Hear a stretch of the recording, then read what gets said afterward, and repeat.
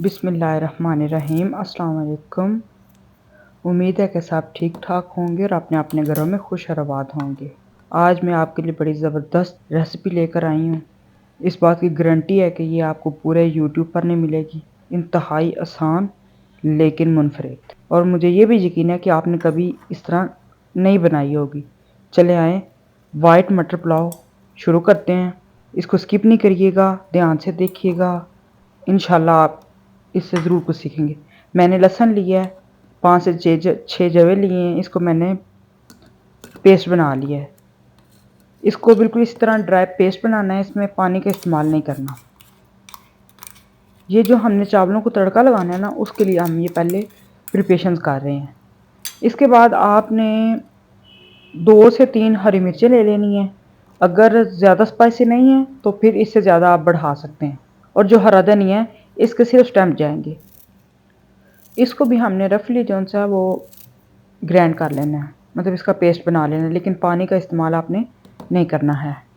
बिल्कुल भी जो हमने तड़के में चीज़ें डाली ना, उसमें आपने पानी का बिल्कुल इस्तेमाल नहीं करना है। फिर वो अच्छा तड़का बनेगा। मतलब उसमें पानी अगर होगा ना, तो फिर वो उस तरह जिस तरह हमें इसका रिज़ल्ट चाहिए ना, वो नहीं आएगा।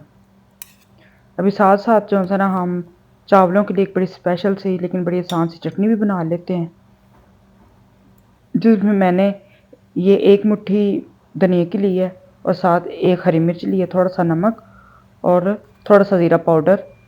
आप बाकी आपने जितनी भी क्वांटिटी बढ़ानी हो, मैंने सिर्फ आपको चीज़ें बता दी हैं, बाकी आप अपने हिसाब से ऊपर नीचे कर सकते हैं।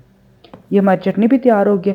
इसमें ब्लेंड करते वक्त अगर आपको पानी की ज़रूरत पड़े तो आपने ठंडा पानी इस्तेमाल करना है। फिर इससे क्या होता है कि आपकी चटनी का कलर ख़राब नहीं होता, यानी बड़ा फ्रेश ग्रीन कलर रहता है। चले आए शुरू करते हैं।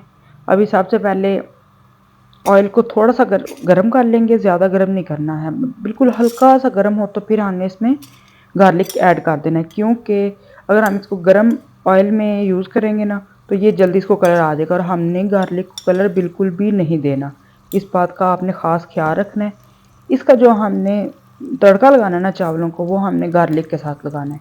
मैं 1.5 गिलास के हिसाब से चावल बना रही हूँ, जिसमें मेरी ये 1 टेबल स्पून गया। आप जितने चावल हों उस हिसाब से आपने टेबल स्पून डालने। फिर इसमें वो रिच टेस्ट आएगा और चावल उतने ही मज़े के होंगे। और साथ मैंने तड़के में 1 टीस्पून ज़ीरा ले लिया होल, और साथ 1 टीस्पून मैंने कलवंजी ले ली है। अगर आपके पास हो तो ठीक है, ना हो स्किप कर सकते हैं, या अगर आपने डालनी हो डालें, इसका बहुत अच्छा टेस्ट आता है। ना भी डालनी हो तो टोटली अप टू यू। और साथ मैंने 5 से 6 जो हैं वो साबुत वाली काली मिर्चें ले ली हैं।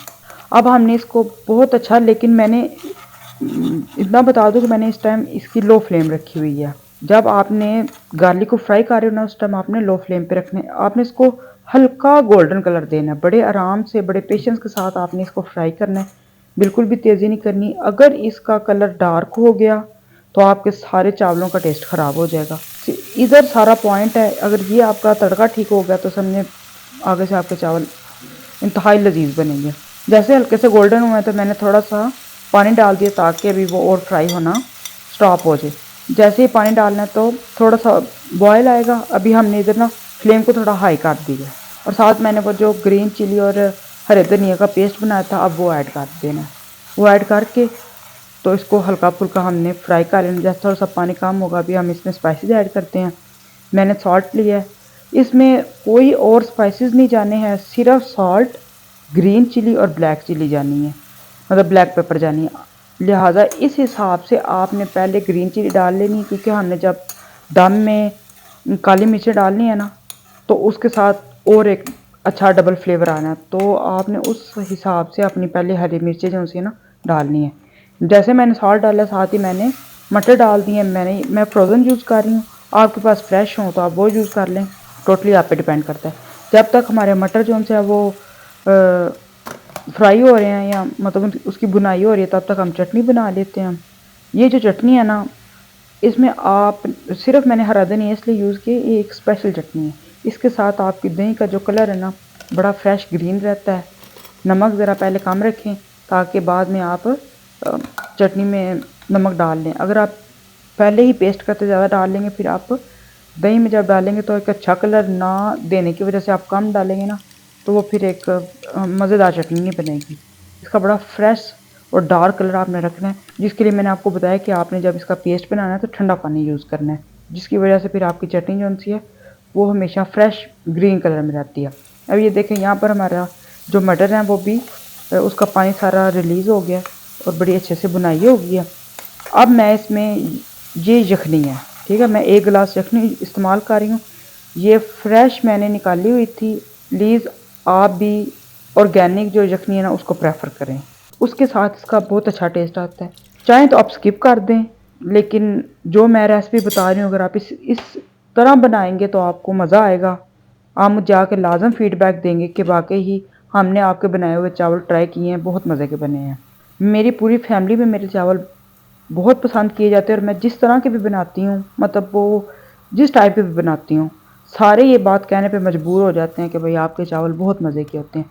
वो क्यों मज़े के होते हैं कि मैं हमेशा इसमें ऑर्गेनिक यानी नेचुरल जो सी है वो स्टॉक यूज़ करती हूँ। आपके पास हो तो लाजम इस्तेमाल करें, अगर फॉर एग्ज़ाम्पल आपके पास नहीं है तो फिर आप इधर चिकन क्यूब यूज़ कर सकते हैं। बस उसके बाद मैंने पानी डाल के इसको बॉयल कर लिया और फिर साथ चावल डाल दिए। इधर मैंने थोड़ा सा चेक किया था, मुझे नमक थोड़ा कम लगा तो मैंने अपने चावलों के हिसाब से थोड़ा सा नमक और डाल लिया। आप स्पाइसेस को अपने हिसाब से और अपने घर के हिसाब से यूज़ किया करें। अभी मैंने इधर हरा धनिया डाल लिया, और जब पानी हो ना तो आप उसमें हरा धनिया डालें, उसका बहुत अच्छा फ्लेवर आता है। जैसे ही पानी थोड़ा कम हो जाएगा अब मैं इसमें खुश्क धनिया डाल रही हूँ। खुश्क धनिया आपने 1 टेबल स्पून जो है ना वो फुल भर के डालना है, उसका बहुत अच्छा टेस्ट आता है। और साथ थोड़ा सा मैंने ज़ीरा पाउडर डाला था और ये हाफ़ जो थी अब मैंने टीस्पून ब्लैक पेपर डाली थी, क्योंकि मेरी जो ग्रीन चिली थी वो थोड़ी तीखी थी, तो इसलिए मैंने बाद में ब्लैक पेपर थोड़ी डाली है। लेकिन डालें उस टाइम पे डालें जब थोड़ा सा पानी हो, उसके साथ बहुत अच्छा इसका अरोमा आता है। चावलों में ना बहुत अच्छा अरोमा आता है। मैं बासमती राइस इस्तेमाल कर रही हूँ, जो घर में इस्तेमाल करते हैं वो बासमती राइस इस्तेमाल किया करें, वो बहुत अच्छे बनते हैं।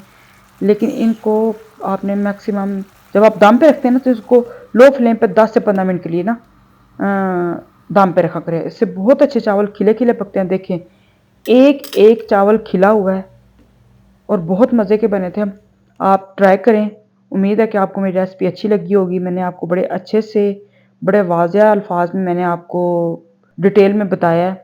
आप बनाएं, इंशाल्लाह आपको बिल्कुल भी रिग्रेट नहीं होगा कि ये आपने क्या बनाया। आप मुझे आकर लाजम फीडबैक देंगे। अगर आपको मेरी रेसिपी अच्छी लगी है तो लाइक करें, शेयर करें, सब्सक्राइब करें। जो मुझे नए देखने वाले हैं वो भी मुझे लाइक करते जाएं, सब्सक्राइब करें। इंशाल्लाह आपको रिग्रेट नहीं होगा। अपना बहुत ज़्यादा ख्याल रखें और आप इंशाल्लाह लाज़म यहाँ से कुछ ना कुछ ज़रूर सीख कर जाएंगे। चलें जी, मुझे दुआओं में याद रखें, अपना बहुत ज़्यादा ख्याल रखें। फिर मिलते हैं किसी नेक्स्ट वीडियो में। फ़ी अमानिल्लाह, अल्लाह हाफ़िज़।